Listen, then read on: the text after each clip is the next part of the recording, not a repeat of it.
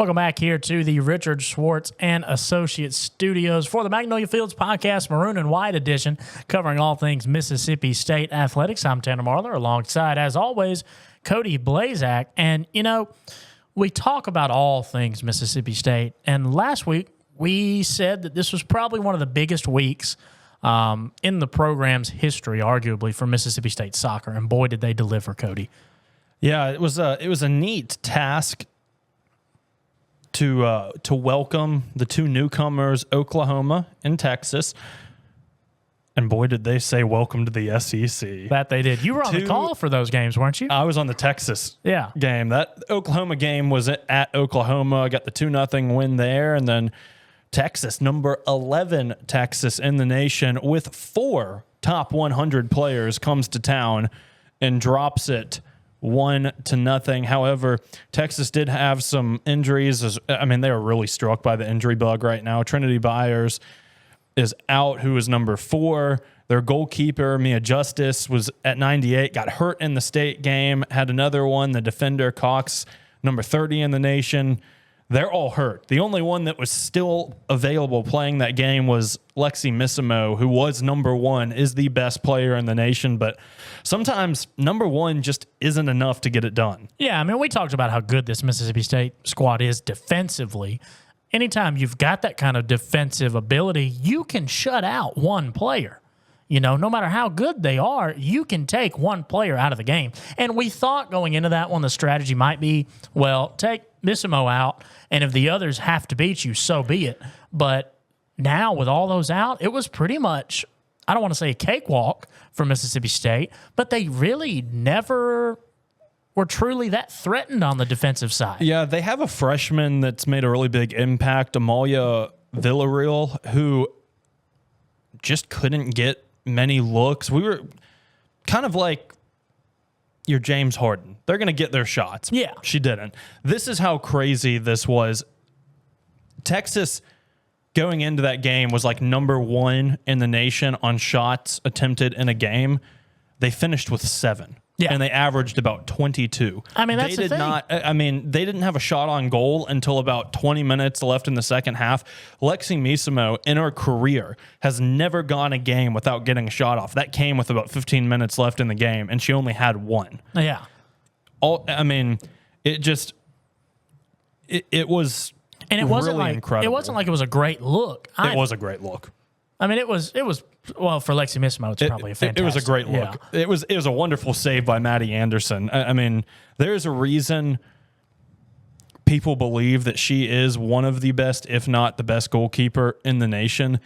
And she really, at least to me, doesn't get the recognition I think she deserves. She just picked up her 5th career SEC Defensive Player of the Week honor after Oklahoma and Texas. Riley Combs, their center back, also earned a Top Drawer Soccer Women's Team of the Week honors.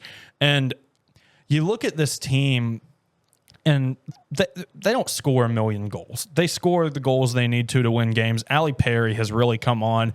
I mean, coming into this season, she had 3 total career goals. She has 4 in this season. She's also been bitten with injury throughout her previous years, but she has really come on in a positive way. But when you look at this team, the defense, Maddie Anderson, that is what sticks out to you. And that back line of Maturin, Riley Combs, and Alexis Gutierrez is really, to me, right now at least, the best back line in the nation. This team, through 9 games, has allowed 2 total goals. Both of those goals came to Wake Forest. Once again, Wake Forest is number 5 in the RPI. I mean, this is a legitimate team here in Starkville with the Bulldogs, with James Armstrong at the helm. Yeah, and I think, you know, we talked to Coach Armstrong before the season, and Alana Izquierdo, who's been a huge boost for this team so far this year. And you kind of mentioned, like, he was very, very high on this squad coming in. And everybody was like, you know, it's the head coach talking highly of his players like they always do, but he meant it.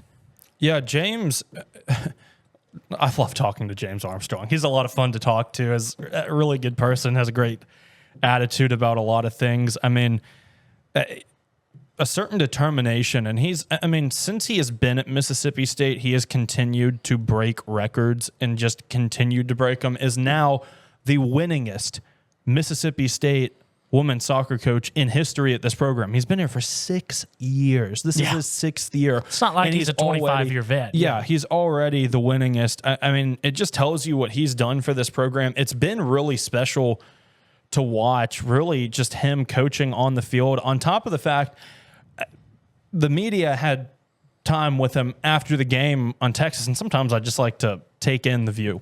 Just walk out, stand to watch everything after the game, and didn't hear really anything of what he said, but afterwards, when he's walking back to his team, just pumping his fist, just excited, and the energy from him on top of his assistants and Nick Zimmerman and Drago, the atmosphere and the attitude from them is absolutely incredible. I mean, they were out talking to fans after the game. It's just an awesome scene. Yeah, and I enjoy talking to Coach too because, one, he's very real. He's very tangible. Like a lot of coaches that I get to talk to, they kind of operate on this higher plane. Like Coach Mike Leach was always almost like on a pedestal to me to the rest of humanity. James Armstrong is not that way, and I really enjoy it because I can just pass him, and I do regularly, in a coffee shop in town or something like that, and he's always down for a conversation, always smiling. And that team deserves the best, and I'm very glad to see them playing like it as well. Well, the highest, we talk about records, here's another one for you. The highest national rank in program history coming this week. They were 24 last week when they played Oklahoma and Texas. They are now sitting at number 9. They are number 10 in the RPI. They're number 12 in top drawer soccer. You just can't talk enough about them. And, to kind of zoom out and look at this from a departmental standpoint, Zach Selman, the athletic director, comes from a school where Title IX sports are taken incredibly seriously. Olympic sports are taken incredibly seriously at Oklahoma, at Wake Forest.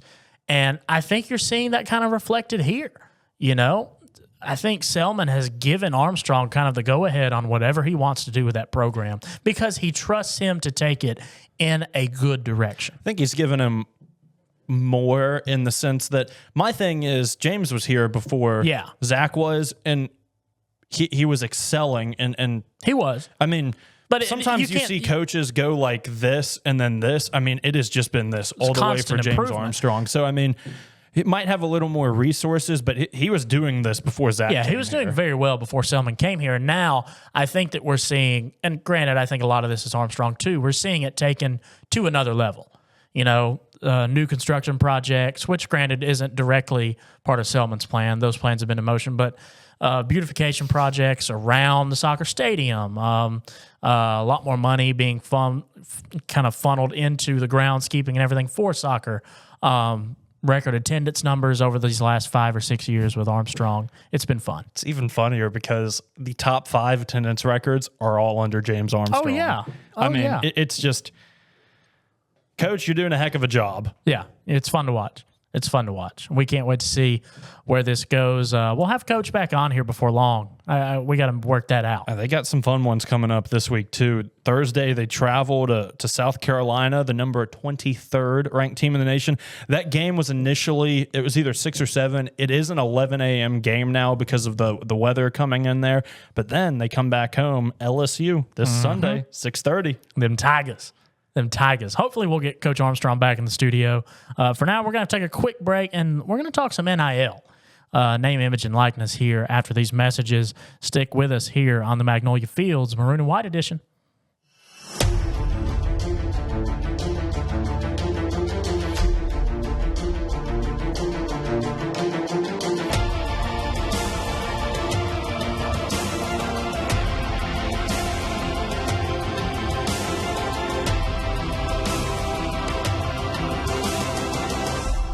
If you've been hurt in a car wreck, you know who to call. Call me. Remember, one call, that's all.